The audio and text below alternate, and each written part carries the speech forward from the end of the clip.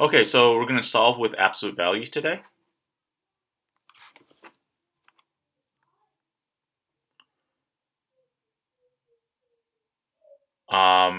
Remember that when you're solving with absolute value equations, you want to isolate the absolute value before you split it into two equations, because absolute value equations have two possible solutions. At least most of them have two possible solutions.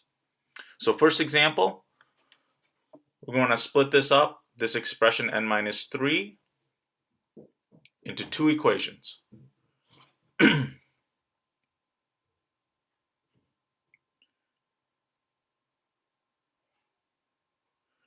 And then we're going to solve for each equation.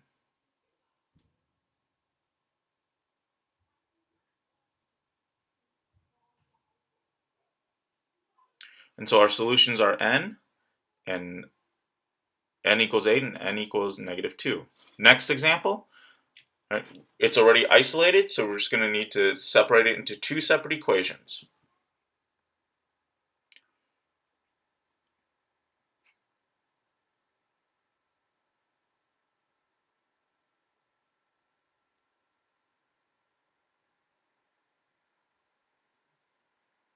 Then we're just got to solve each equation.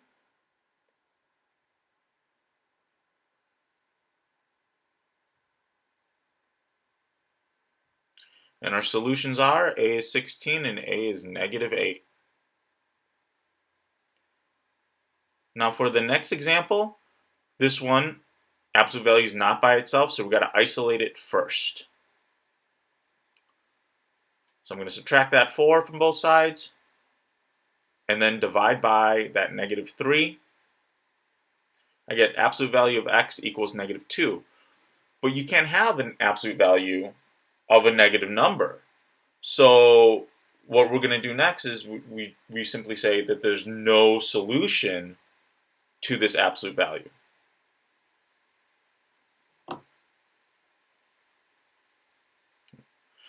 Next, solving absolute value inequalities. Same tips as before.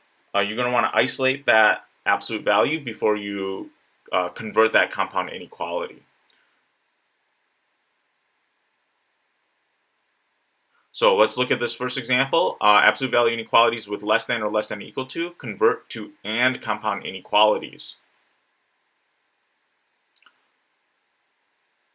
You can see the statements here, right? The less than and less than equal to convert to an and statement. So let's look at this next example. We can see that it has a less than, so we're just going to convert to a between statement. Once we've got it converted, now we can solve for x.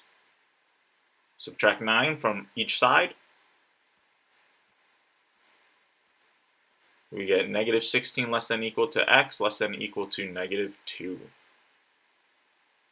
Next, what happens when you have absolute value inequalities with a greater than or greater than equal to? You're going to convert that to an or statement, right?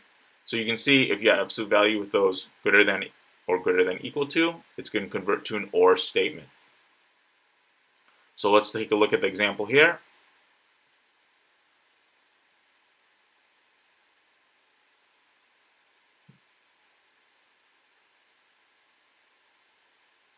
I'm going to have x subtract 12 greater than 6, or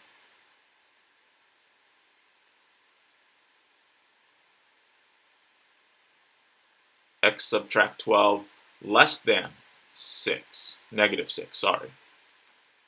And then we're going to solve.